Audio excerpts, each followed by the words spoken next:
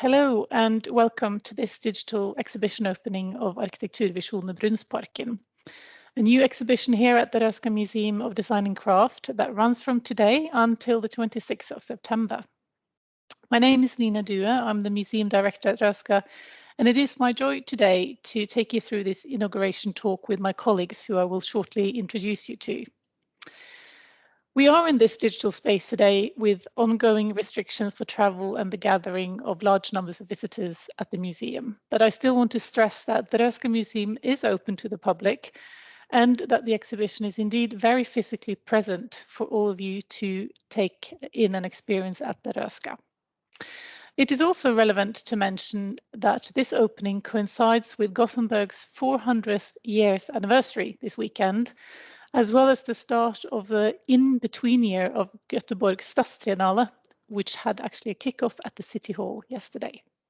So to open Arkitekturvisioner Brunnsparken today feels like really good timing, when all areas of artistic practice meets to celebrate creativity today and visions for the future, with Gothenburg at the very center of it. Now in 2019, ArkDes curated and hosted the exhibition Arkitekturvisioner Skeppsbron.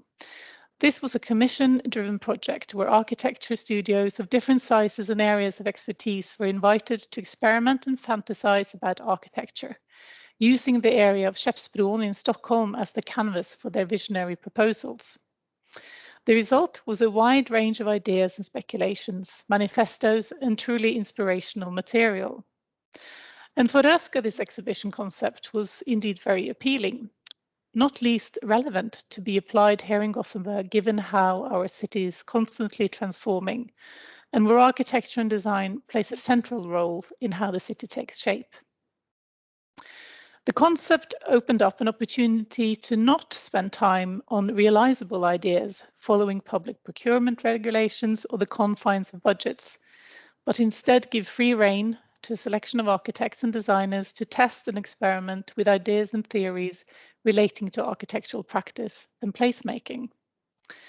So with this in mind, we set out to create our own version of Arkitekturvisioner, choosing Brunnsparken as the canvas on which 8 architects and designers from the region were invited to impose their imagination and speculative thinking in architecture.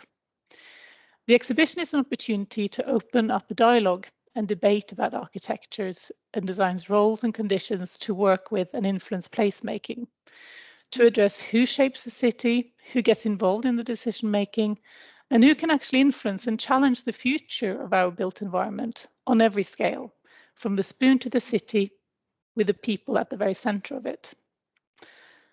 Now, what this exhibition is not, is that it is not a review of Brunnsparken as it functions today. Brunnsparken's role in Gothenburg is undoubtedly an important intersection in the city. It is also a very well-known meeting point with most citizens in Gothenburg are very familiar with.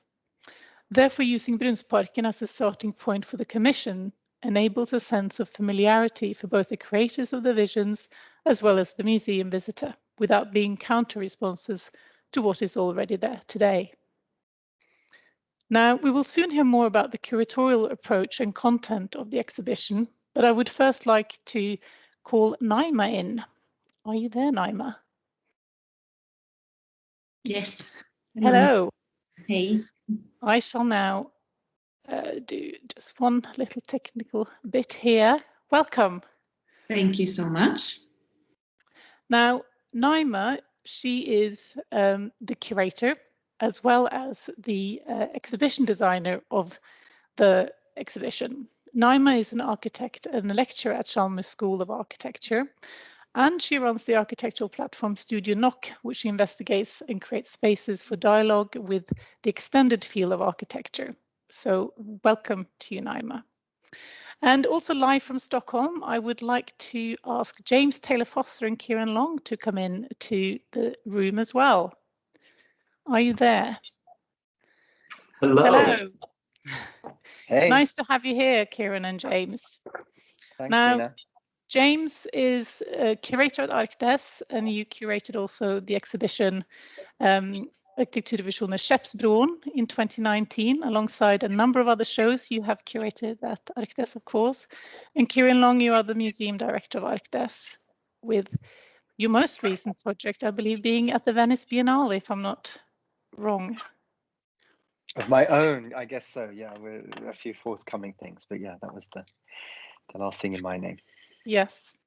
Now, I'm really pleased to have you all here. The collaboration with you guys at ArkDes has been a pleasure, but it also has been really important to have your support in this process. In the first instance, to be given the chance to use your concept and to elaborate on that and apply it here in Gothenburg. And also to always be on call to kind of, try and test ideas and I suppose in some ways also developing this idea of what Arkitekturvisioner can be, depending also on which place in the country we're placing it in.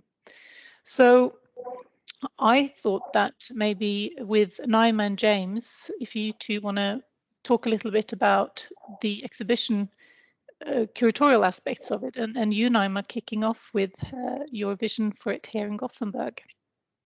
Thank you. Yeah, thank you so much, Nina. Hi, Kieran and James. Yeah, so the exhibition Arkitekturvisioner Brunnsparken. What have we done? As Nina said, we have been gathering 8 local architecture practices from Gothenburg and dealing with one of Gothenburg's most central sites, Brunnsparken. And in this work, we see that architecture as a practice deals with materializing voices for our everyday life and future. But what we also see is that it deals with creating conversations about the same things. And that is what we've been wanting to do in this exhibition here. Often architectural practices, or maybe most commonly, revolves around, solving problems and presenting solutions and things like that. And the space for these conversations about the more speculative, visionary, experimental means are maybe not so often shown or debated. So that's what we wanted to do now, and we wanted to frame this conversation in a way. And in the design, we have actually created a space inside of the museum where this can take place. And what we wanted from the architects, which is often kind of scary, when you give total freedom to others.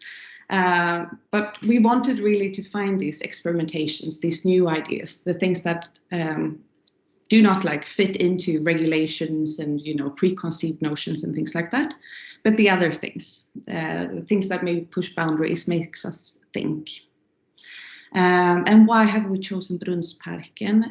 Brunnsparken was chosen because, it's a central site. Everyone knows it. It's often called the heart of Gothenburg, but it is also a site or a place where people have thoughts about it, good and bad.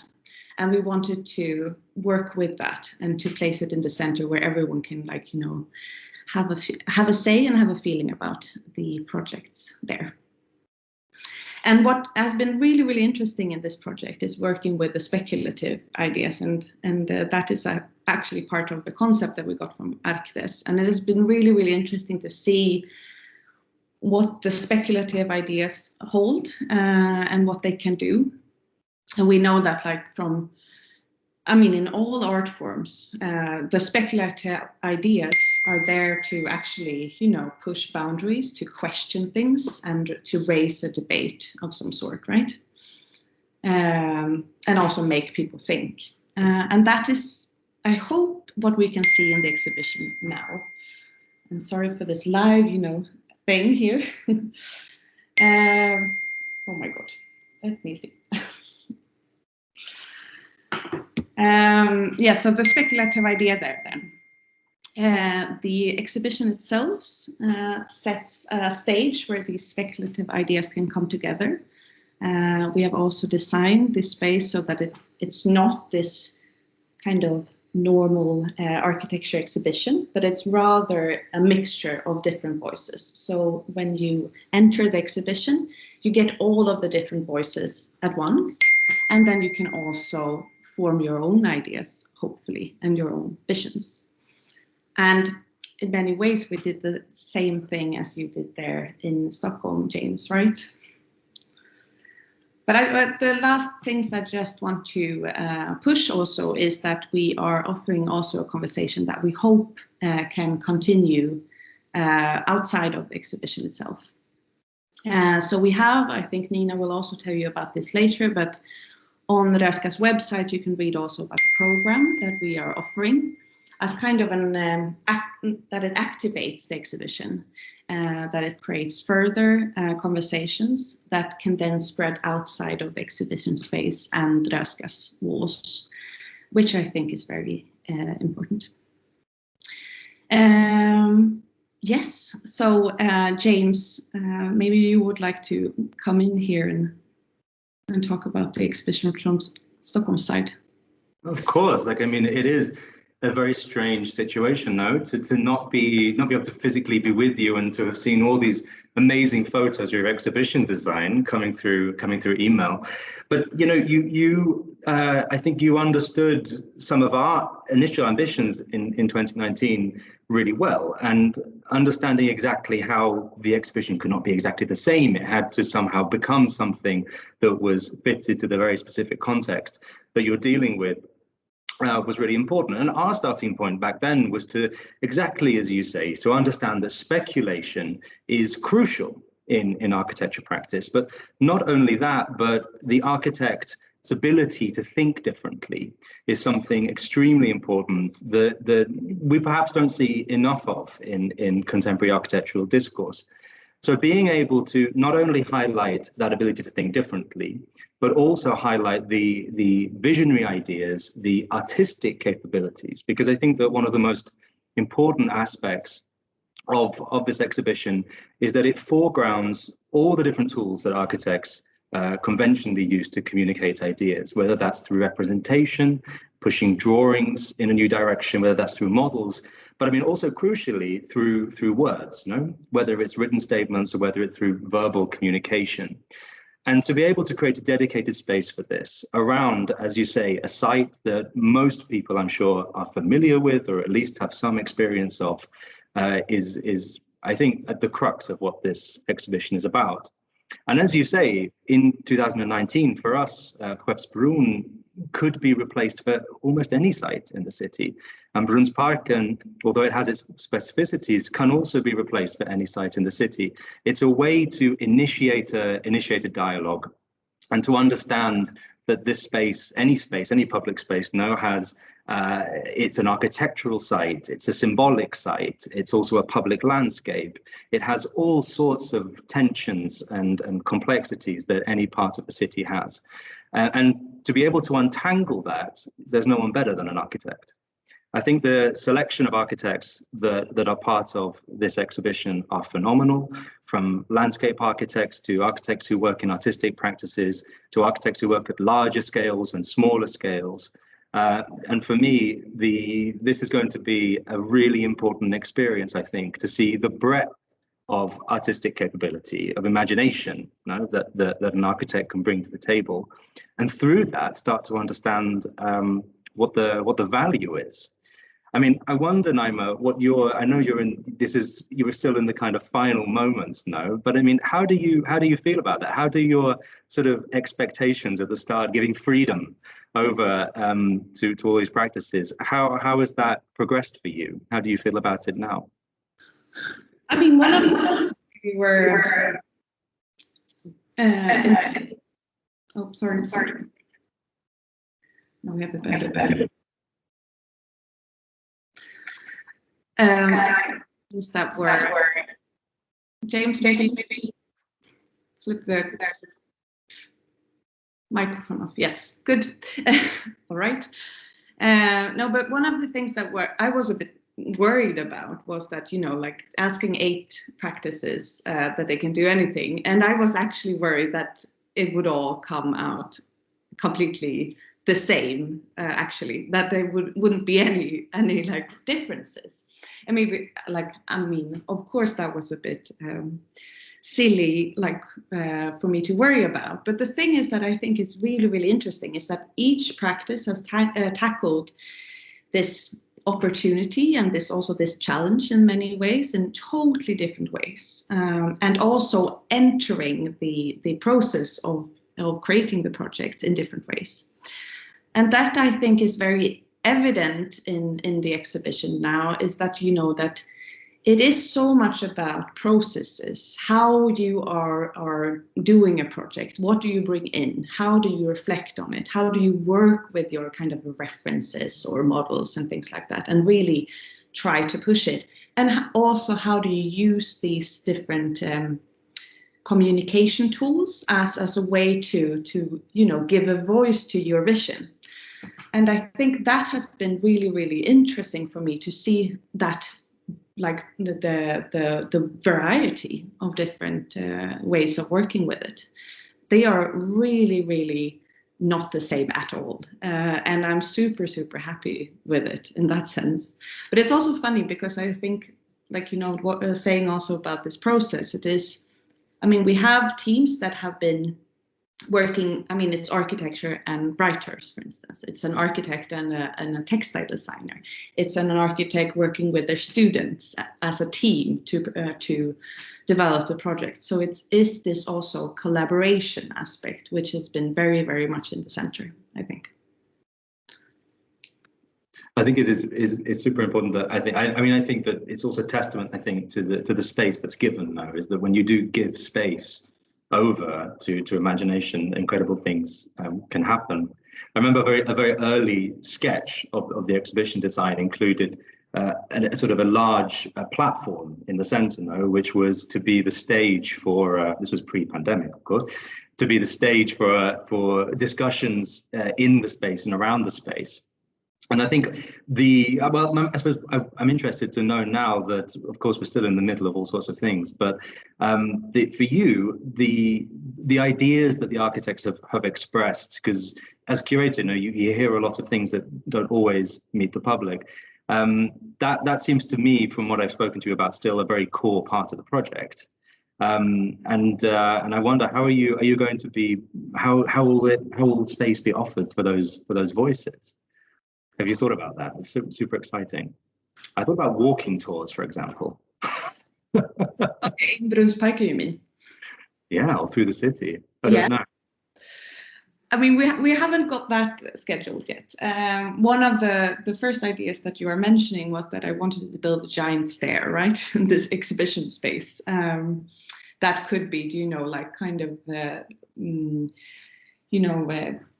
making you think about the stairs on a big sports studios or whatever.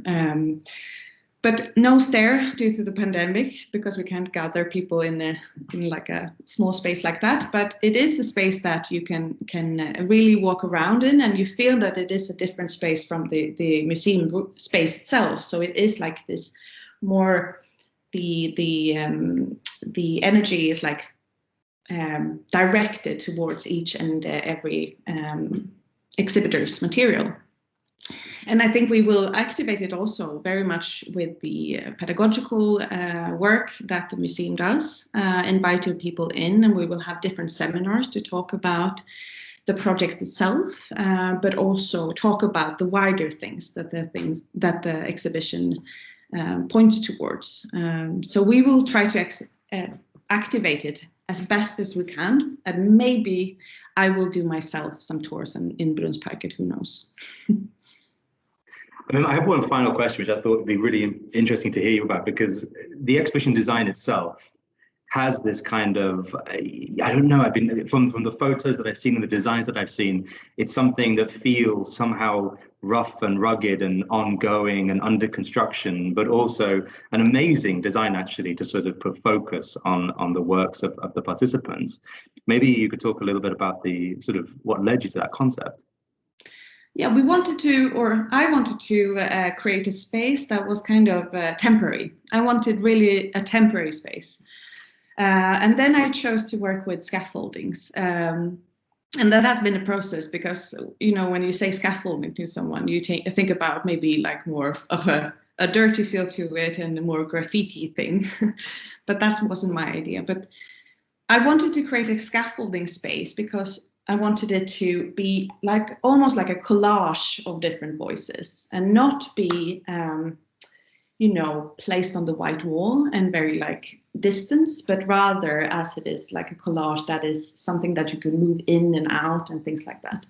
And that has run through the entire design. Also working with the graphic design is also a collage of these different things that together forms our city, right? And our city image. It is so many different little views and opinions and people and things like that. So that was really at the base of the exhibition design. Yeah, I mean, absolutely. I'm super excited from the start when Kieran and I and our colleagues started to conceive with this project.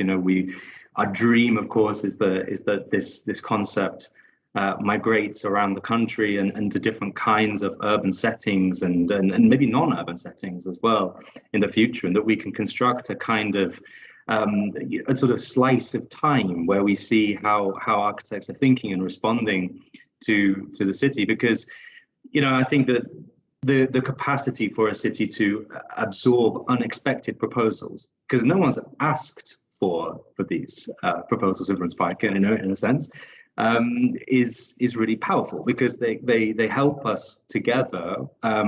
Even just two people in the exhibition space looking at a drawing, that kind of moment can help us see the city in a new light, right? Or the potential of the city in a new light. Yeah. So I'm going to be coming as soon as I possibly can. Yeah, we hope so. I don't know, Nina, do you want to hand off to you? Yeah, no, I think it's just fascinating listening to both of you, and whilst there are many similar experiences, I think, in the process, and I think the importance here is also, like you mentioned at the beginning, of working as a curator is very much about keeping a sense of control, but with commissions, you are really letting go of control. And I think that's also the beauty of visions, is that it's not kind of the confines that you normally have to work with, and which makes, I think, both the experience for the curator, but also hopefully for our dear exhibitors, that it's been a positive experience that has also gain some momentum in their practices to think differently about stuff anew. And I think finally, which we haven't maybe talked about, and also it's hard to talk about when the show is just about to open, is also how, of course, our visitors will respond to this, hoping that it will be for everyone that are interested in design and architecture, and those who are architects and designers themselves, but also the general public, especially because we are placing this in such a significant spot of Gothenburg, which has a lot of history. And I suppose with that, Naima, it's also worth mentioning that you have worked on contextualizing the site in the exhibition as well, with reference to the history that Brunnsparken carries, which also is important to give the project's context as well. Yeah, a lot of the exhibitors have been working very actively with the history, and Brunnsparken has a super fascinating history, which I think, like most people from Gothenburg, they don't really know things about that really. And many exhibitors have actually pointed out that both that they have kind of made a new connection and new relation to a very local site that is very much part of their everyday life, but also that they have, as you said there, and as you mentioned, this way of finding their own process and maybe a new voice that could be an addition to their everyday practice. Very, very rewarding for everyone, I think. Absolutely. I wonder, you, Kieran, I'm curious about how you think about these types of exhibitions in the context of of what you do at ArkDes, because what I find is one of the many advantages of being a museum is when sort of artistic practice, speculative thinking and audience engagement meets and initiates some dialogue and critical thinking, and that in this space is also where ArkDes and the Röhsska meet in being public-facing institutions, and where we also have our additional, shall we call them assignments, or more correctly, our nationella uppdrag, within the new policy for gestaltad livsmiljö. And how does ArkDes work to connect these strands of actions? So by which I mean running the museum and working with gestaltad livsmiljö. Do you want to share your thoughts on that? Yeah, I mean, I'm also super happy for this collaboration for that reason too. We obviously, as two institutions, have a mission to work together and find ways to work together between us as a national museum and yourselves as one of the most important museums in our field in the country, but also a very strong regional presence in Gothenburg. And I'm really happy we found a way of doing that has resulted in a conversation that Naima and your team are trying to cultivate, a kind of conversation between citizens about the future, about what the role of imagination is in the future city.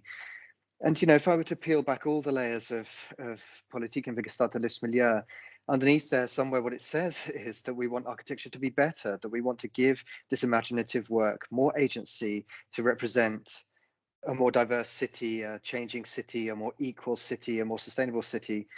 And I think what's been fun in the last couple of years, and I don't know what you think about this, Nina, but I feel like it's becoming clearer and clearer that it's imagination and aesthetics that are the most important aspect of those things. You know, I've thought for a long time that we know how to reduce carbon in our cities, and Sweden is of course a world leader in the systematic technological change that needs to come to do much of that work. I'm not saying it's easy, I'm not saying we always take those decisions, but we know how to do it. What needs to happen is to build a desire and engagement with this future city about what it will look like, what it will be, what kind of citizenship it will represent for us. And not just around questions of ecological sustainability, but you see a movement like Black Lives Matters, you know, movements like Me Too, big bottom-up social movements redrawing our relationships as citizens together. And I think it's a task of architecture and design to give form to that, to try to make a place where we can think those new thoughts productively and together alongside each other without killing each other, but having a healthy debate. That's why I guess that's why, Naima, you chose such a prominent public space. We chose a public space in Stockholm that is a bad public space, but a very prominent city image space to precisely begin those kinds of debates. So I think there's never been a more urgent and exciting time to be an architecture and design institution or to be in our field, but we need to make much more space for these bigger, broader, open-ended conversations. And that's what I'm really happy. I was really happy for it in our version, but I think you've taken it a step further by encouraging collaborations, by putting the civic debate at the heart of your design concept. So you're really taking it places where we didn't get to. So I'm really grateful for that. And I hope that the concept can keep developing, because I think it can be a really important part of how gestaltad livsmiljö becomes real, becomes visible, becomes concrete and imaginative. I mean, Nina, what do you think? I mean, what do you see as the role? Where is creativity kind of in the debate about city change that you experience in Gothenburg? I think that there is. I think the Stadstriennale is actually a really good example, which is also about to kick off this weekend.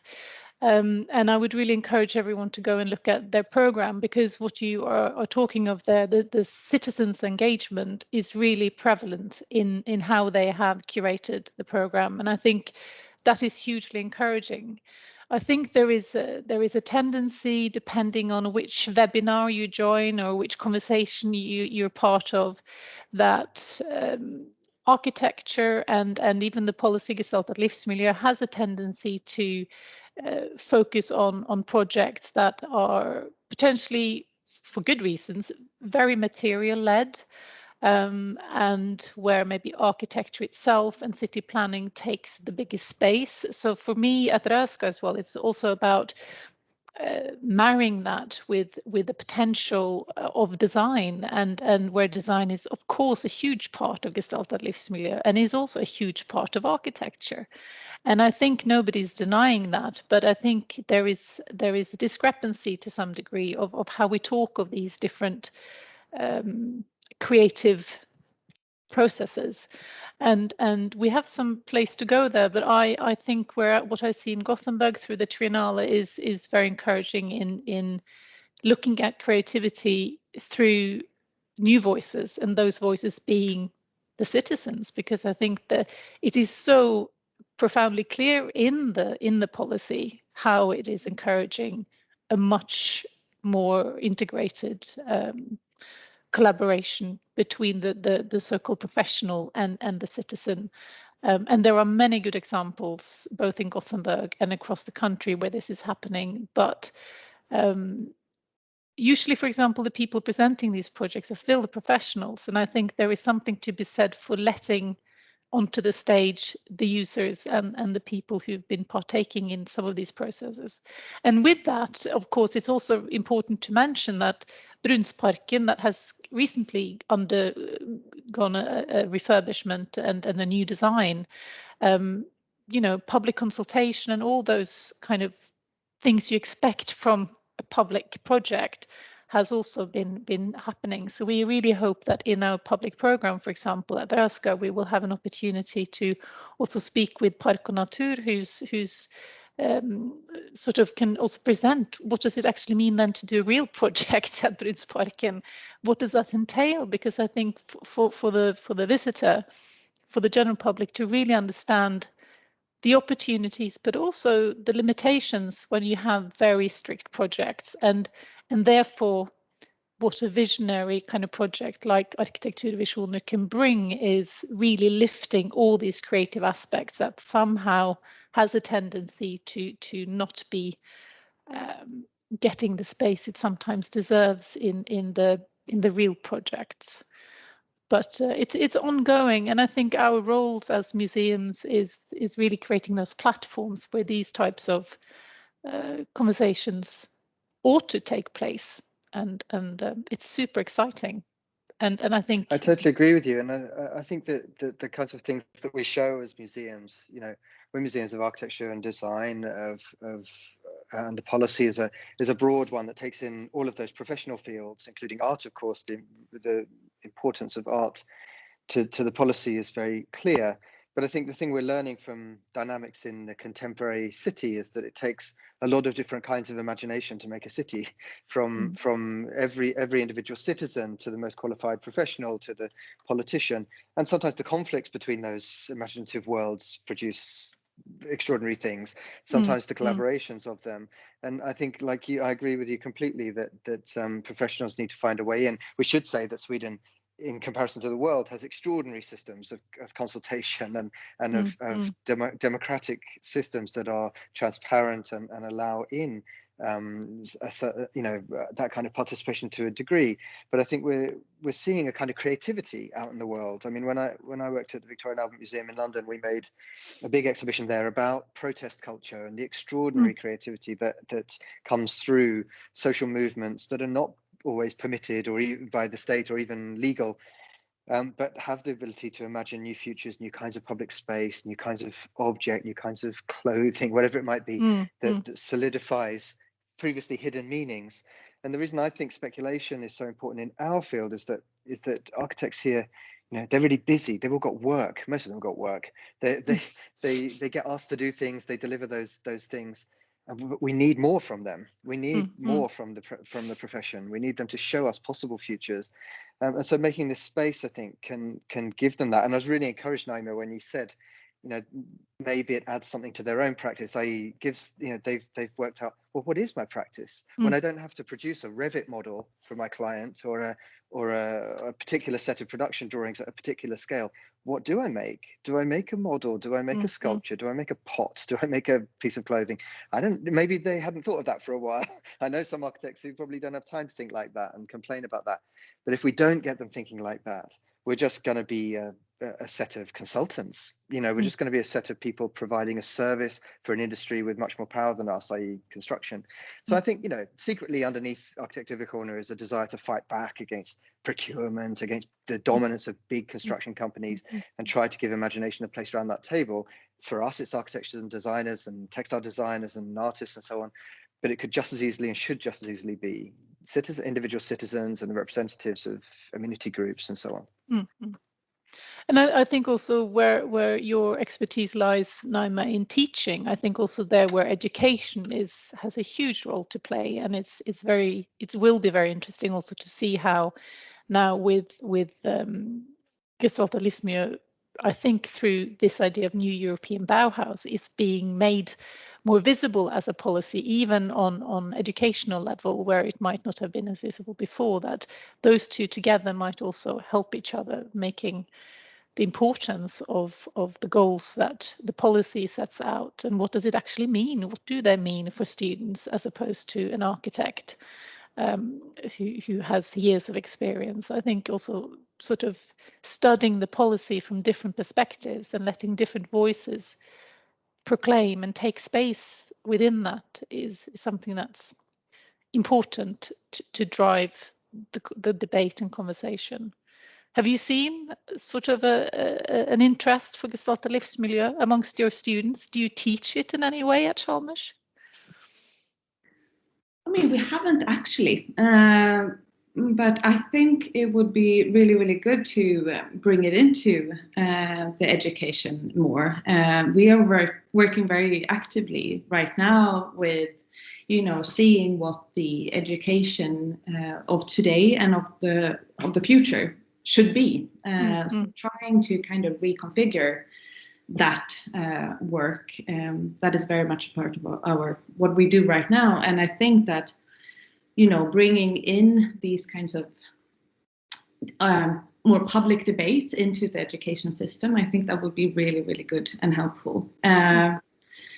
I think also that the architecture practice, I mean, is changing as our society does, where we cannot really work with these rigid definitions and rigid like zones, and this is your work and this is mine. But we need to find a way of bringing in dialogue, bringing in collaboration, pushing the boundaries, not going with the norms or the preconceived ideas and things like that. So in that sense, I think that to educate more students to be part of the public debate of tomorrow, I think that would be very, that is something that we want and we are working for. We're sort of coming to an end of our little inaugural talk. Are there any closing remarks from anyone that you want to share? I can just say something very quickly based on what you just said, Naima, because it is, I think, very important to understand that a drawing, for example, is an invitation into someone's mind, right, into someone's world, and it also speaks publicly. Like, I think that within education and within practice, an understanding that there is an incredible power to these types of drawings, and I'm so excited to see them in the space, because in the exhibition we had here in 2019, it was very interesting to see what kinds of drawings were made. No, it wasn't plans, it wasn't sections, it was seductive views, it was experimental ways of trying to show the complexity of the ideas. And I think that standing in front of a drawing that's as large as these is like looking into a window, is like looking through a window into someone's brain. And I think that that's an amazing experience to have.